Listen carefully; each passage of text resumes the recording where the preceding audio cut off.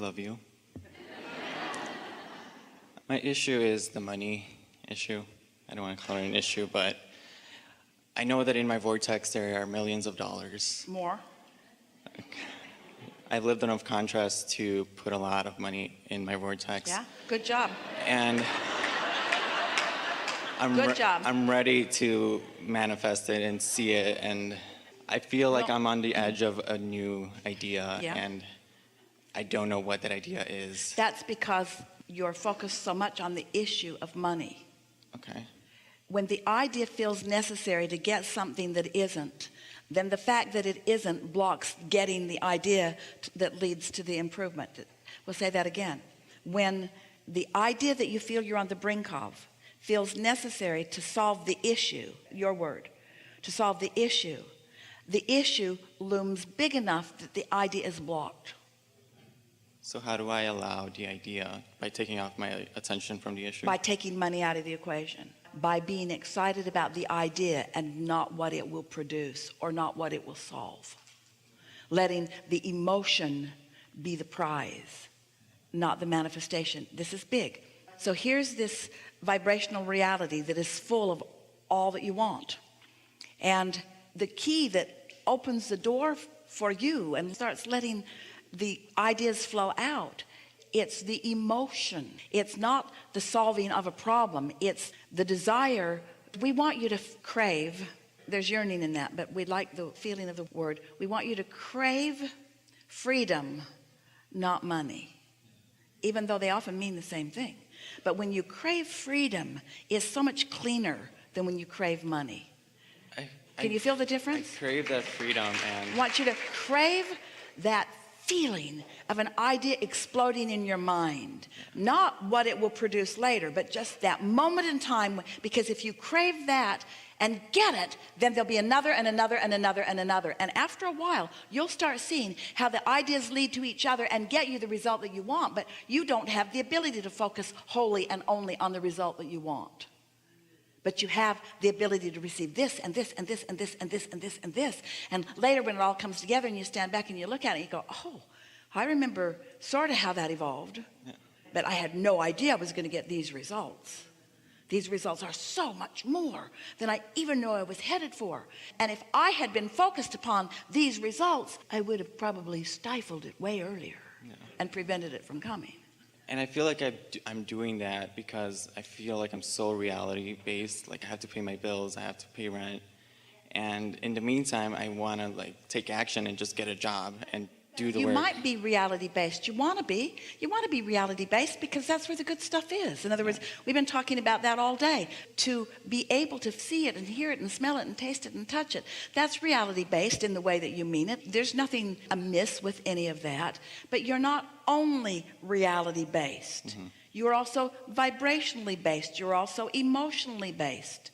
Right. You have the ability to mix it up some. Because if you're only reality-based in the way you mean it, then that means every day you're just looking at how much money you don't have in your bank account. Yeah. And no more can come. This is how it is, this is how it is, this is how it is, this is how it is, this is how it is, this is how it is, this is how it is, this is how it is. More tries to get in. No, this is how it is, this is how it is. More is trying to make its way in. No, this is how it is, this is how it is. And money's trying to get in. No, this is how it is, this is how it is.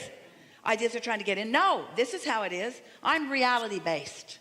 Which means I can only see exactly what is, which means nothing can ever change. Yeah. But we exaggerated that deliberately to make you feel foolish. To make you realize that you got to lighten up. A lot of people want you to face reality, but they don't know that there's another option. And I believe that. I believe in my vortex. I know it's there. I feel it. Let us say something here. This is going to help you. So, reality-based in the way you mean it, which means focus on what is. Tell it like it is. Tell the truth. Face the facts. And others who want you to do that think that the alternative to that is being irresponsible or being crazy or eating frou-frou dust or being illogical. But that alternative that so many people are wary of and wanting to guard you or protect you from is all based upon a lackful vibration that doesn't allow clarity and focus and magic and music and alignment and inspiration. So let's just take some examples. Let's talk about the musician who doesn't want to just play the music that exists in reality, who wants to write something new. An absolute realist would say, why are you messing with music? Why don't you just play what's already there?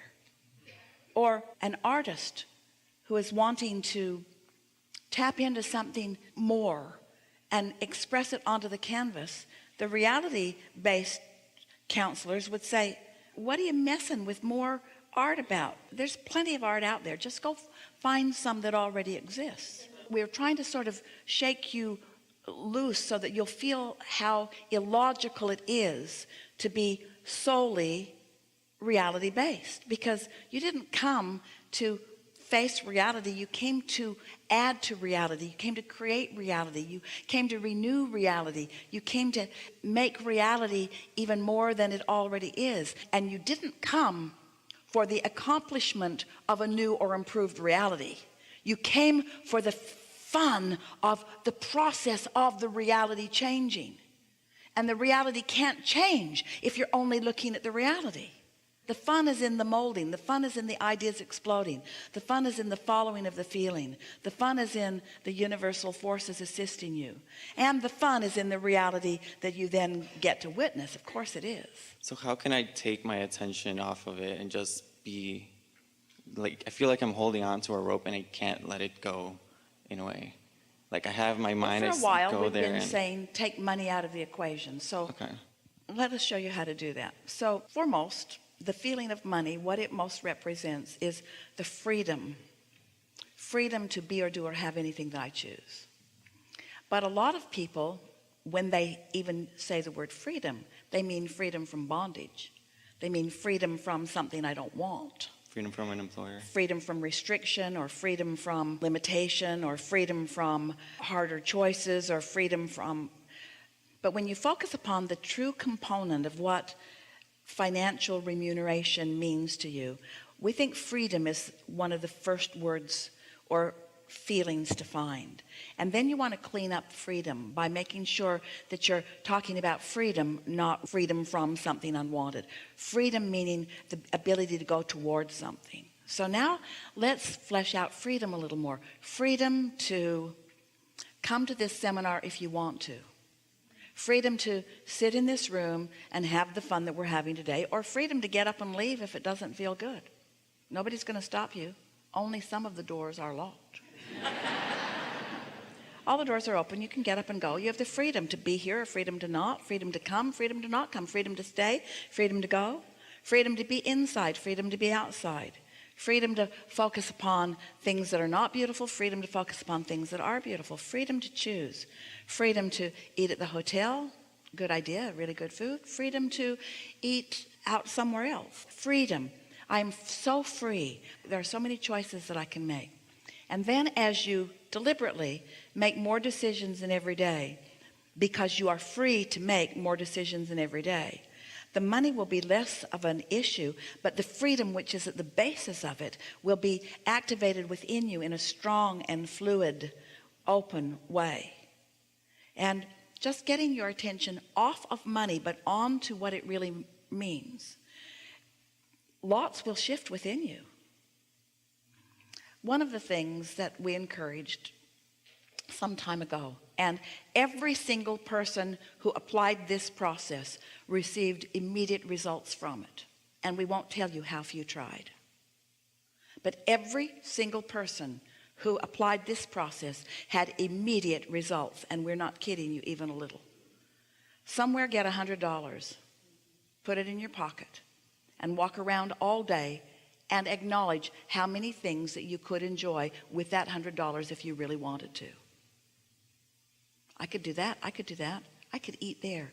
I could do that. I could watch that. I could buy one of those shoes. What happens when you do that is it cracks you up. No. It begins to give you the visceral, emotional awareness that you have freedom.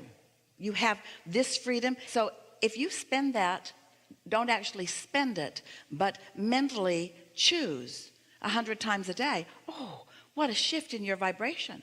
But if you're walking around, I can't afford that, and I can't afford that, and I can't afford that, and I'm worried about that, and I can't afford that, then you're doing exactly the opposite of that. So just find some way to shift that just a little bit. And when it tilts on the fulcrum just a little bit, now you begin letting more in and letting more in and letting more in. And then money starts coming from unknown places. The things that people would tell us in seminars and the letters that people would write to Esther would say things like, I had an inheritance that I didn't know I had and it happened. Or I bought a lottery ticket and I won $1,000.